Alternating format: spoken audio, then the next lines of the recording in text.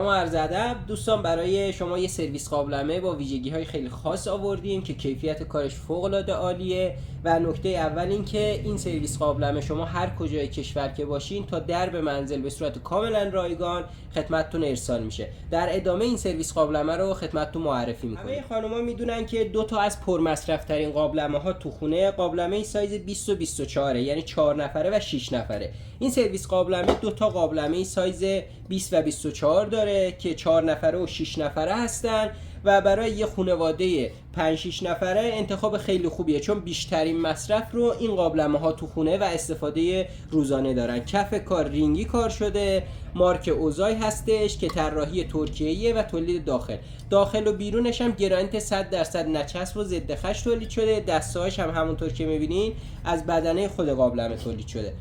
این سرویس قابلمه یه قابلمه دیگه هم داره که خیلی قابلمه مهمی هستش و برای مهمونی‌های شما قابلمه سایز 32 که برای مهمونی‌های 12 تا 15 نفر خوبه.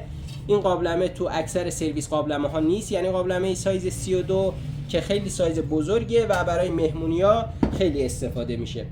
تابه دیگه هم داره، تابه سایز 28 با دیواره بلند و دردار هستش که برای سرخ کردن انواع غذاها میتونید ازش استفاده کنید و چون داخلش گرانیته و 100% نچسب و ضد خشه خیلی راحت میتونید ازش استفاده کنید. کفگیر ملاقه هم داره که شامل 6 تا کفگیر ملاقه به همراه پایه نگهدارندش هست که در مجموع میشه سرویس 15 پارچه مارک اوزای که 3 تا قابلمه سایز 20، 24 و 32 داره و همراه یک تابه سایز 28 دردار و همراه 3 تا کفگیر ملاقه.